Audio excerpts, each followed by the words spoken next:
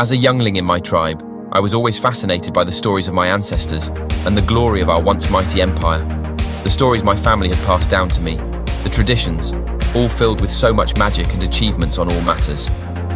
I would often spend hours in the archives, poring over ancient texts and artifacts, trying to piece together the history of our people. But as I grew older, I began to realize that our society was in a state of decay. Our once great empire was now a shadow of its former self, and our people were struggling to survive. The problems either within our society itself and the people seemed to mount to heights that nobody could even manage to understand. My parents were both scientists, working tirelessly to find a way to reverse the decline of our society. They spent long hours in their laboratory, experimenting with new technologies and trying to find a cure for the mysterious disease that was ravaging our people. I would often help them, fetching tools and supplies, and watching in awe as they worked their magic. They are geniuses. One day, while exploring the archives, deep in the depths of the library, that has no much use outside of me at times, sign of the ages, Father told me once, I stumbled upon an ancient text that spoke of a powerful artifact that could restore our empire to its former glory. The artifact was said to be hidden deep within the ruins of an ancient city, long abandoned by our people. According to the text, it said it had the ability to restore the spirit of the land and the ancestors. I knew that I had to find the artifact. I set out on a perilous journey, braving treacherous terrain and dangerous creatures, all the while pursued by agents of the ruling tribal council who saw my quest as a threat to their power. I know how this sounds, but this is the time I was born into madness. Finally, after many weeks of travel, I managed to lose my tails. I arrived at the ruins of the ancient city, nothing but ruins retaken by nature. I searched high and low, but the artifact was nowhere to be found. Just as I was about to give up hope, I stumbled upon a hidden chamber deep beneath the city. This is a romantic way to say I fell into a hole and didn't die. Pure luck or maybe fate. Inside the chamber, I found the artifact. It was a small, glowing crystal, pulsing with an otherworldly energy. It had an aura. I knew that this was what our people needed to restore our empire to its former glory. With the artifact in hand, I returned to our people. I presented the crystal to my parents, who immediately set to work studying it. Within weeks, they had developed a cure for the mysterious disease that had been plaguing our people. Our society began to dream about the thriving of old times once again, but it was nothing more than a mirage. As greed of the tribe elders had a longer reach, the secret police raided my parents' lab, and the artifact was confiscated by the tribal council. All efforts now trumped by tribal council authorities. Sign of the times when you try to save them, and they come after you for doing it. Our newfound dream of prosperity was short-lived. The Interrex, they call it human, and come from the stars beyond, made first contact with us when our empire was old and decaying, offered help to our people we could not give ourselves.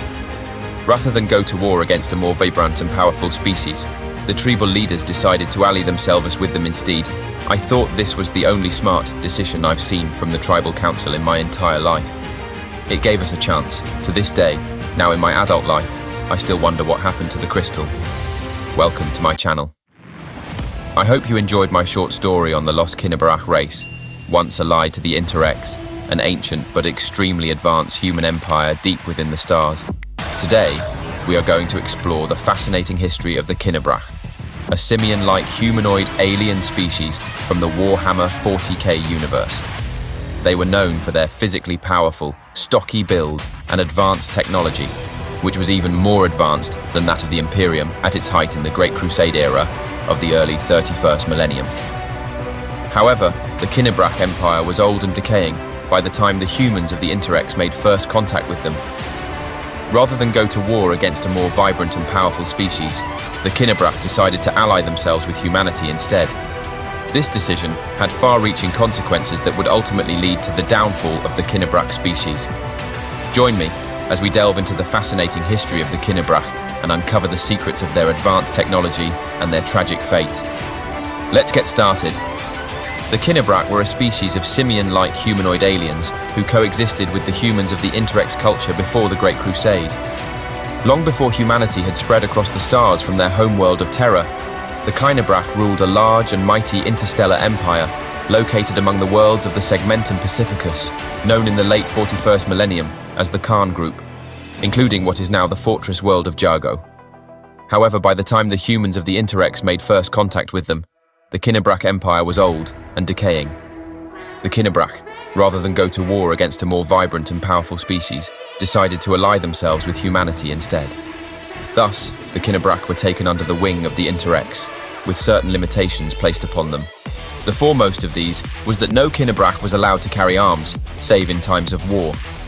Those KINEBRACH who did join the Interrex military usually served as shock troops due to their physically powerful, stocky build.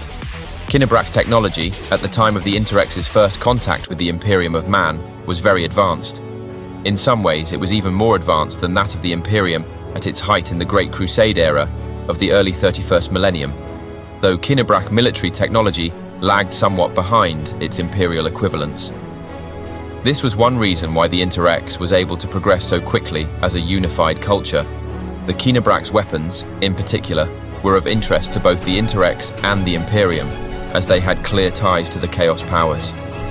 One example was a blade known as an anatheme that was dedicated to and blessed by the Chaos god Nurgle. If the name of a target was spoken to the blade, the weapon would become inimical to that being on an almost molecular level, producing poisons and toxins tailored specifically to his or her genetic structure. One of these blades was stolen by the Wordbearers Legion's first chaplain, Erebus, from the Hall of Devices in the Interrex's Museum of Technology on the world of Zenobia. Commanded by the Warmaster Horus, the Imperium's 63rd Expeditionary Fleet had come to Zenobia in a failed diplomatic attempt to open peaceful relations between the Interrex and the Imperium of Man. The KINEBRACH Anathema was then used through a series of events orchestrated by Erebus to mortally injure Horus while he was in combat against the forces of Chaos on the moon of the world of Davin.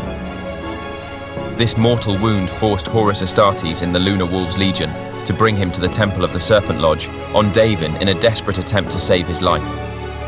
The temple's priests represented a native religion devoted to Chaos Undivided, and within its confines, Horus was corrupted to the service of the ruinous powers. The KINEBRACH species was rendered extinct at some time shortly after the end of the Horus heresy in the early 31st millennium, according to Imperial xenoarchaeologists. Thank you for joining me on this journey to explore the fascinating history of the KINEBRACH. We hope you enjoyed learning about their advanced technology and their tragic fate. If you have any questions or comments, please leave them in the comments section below. Don't forget to like and subscribe to our channel for more exciting content like this. Until next time, keep the light of the Emperor burning, my friends.